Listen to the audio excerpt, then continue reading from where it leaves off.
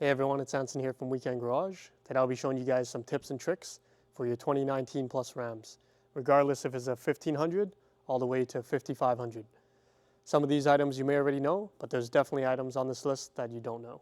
Alright, so when you guys are driving around and your truck kicks it into eco mode, this is how you turn it off so you don't get that weird vibration when you're in the city and it's kicking back and forth from V8 to cylinder deactivation.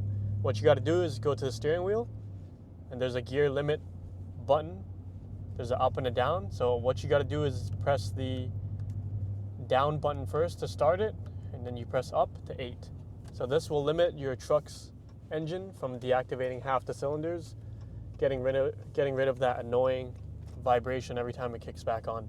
During city commute, it doesn't really save gas anyways. On the highway, you can leave it on. So if your Ram is 2019 Plus and it has the 5th gen Uconnect radio, there are 3 ways to activate this and utilize this.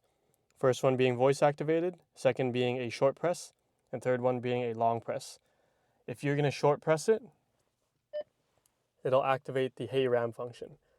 With this menu open, you can say, "Hey Ram, turn on the heated seat on the driver's side." I've turned on the heated seat on the driver's side. Activate passenger seat ejection.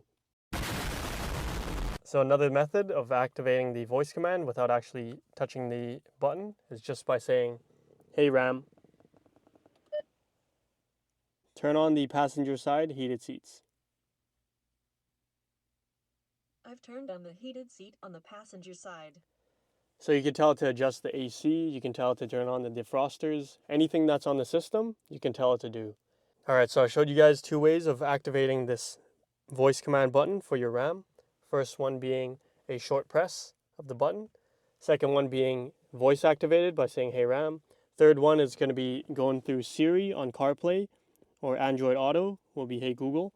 So if your CarPlay is connected, or Android Auto, if you go on the steering wheel here and you hold the button, it would activate Siri or "Hey Google" for you. So I'll show you guys right now. If you were to long hold it, it is now ready for you to ask questions. I'd really rather answer something. So for these buttons above the driver's side sun visor, people usually think that you can only program garage doors or sliding gates for your house on here, but you can actually do more than that.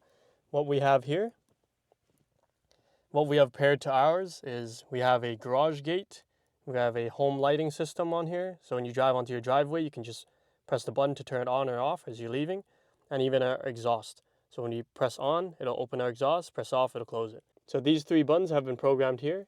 I've got the exhaust button here, lighting here, and to close the exhaust here. So with these 3 buttons, you guys can program whatever remote controlled item you guys have, as long as it's a fixed code that it accepts this frequency. So whether it's remote activated lawn sprinklers, your front door, which is relay and remote activated, or whatever you have in mind, even automatic blinds and many more items. Alright, so when you guys are working on your car with the ignition on run or accessory mode, the beeping will not stop until you close that door. But sometimes you want to leave it open to play music or just for ease of access as you go in and out. You don't want your power steps to keep deploying and closing. I'm going to show you guys how to disable it quickly. So if you guys come up close here to the door, on this latch, if you were to push it in, like so, that will disable the beep until further notice. And when you're ready to close your door and finish up, all you got to do is pull on the door handle and the beeping will come back and it'll be ready to be closed. It won't affect anything long term or short term besides removing that annoying beeping sound. Alright, so these buttons down here, let's go through it all. First one, this one right here. This will adjust your dash lighting and all the gauges inside. So if we were to turn it down, you can see the dash will get much dimmer. So that's bright, that's dark. Same for the screen. If we turn it bright versus dark, as you can see the difference. Also, there's an overhead console light up here, right in the middle. So this is on the lowest setting. If we turn it up, you can see it gets brighter. And it'll make the interior darker at night when you guys are doing pitch black drives on the highway. You don't want this lighting to burn out your eyes.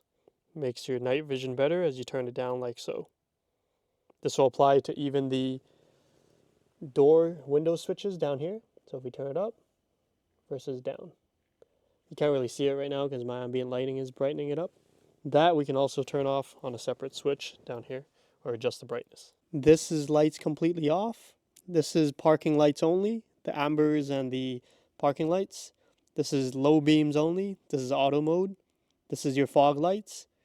And the bottom one is your bed light, your third brake light that shines backwards.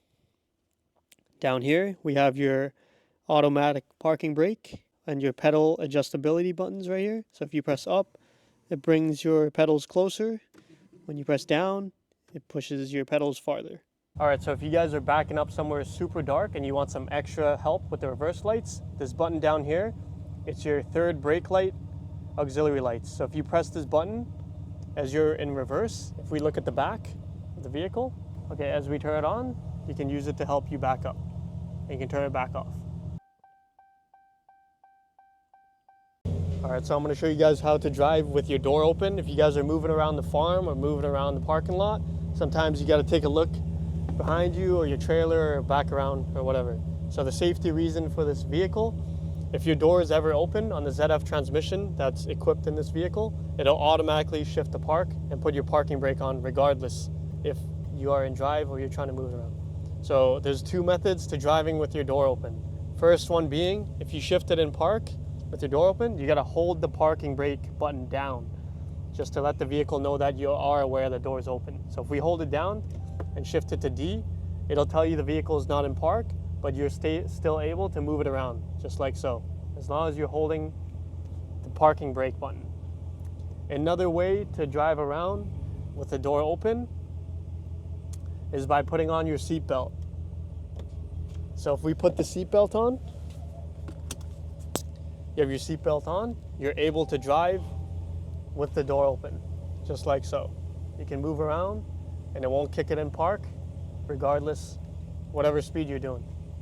All right, so as we all know, the displays sometimes will glitch out, regardless if it's the small screen, the mid screen, or the big screen. What you want to do to reset it, if you have no access to the display, is by holding this power button for 10 to 15 seconds. This will power cycle the module that powers the screen. It's pretty much the brain of the system. As you guys can see, the screen will turn off.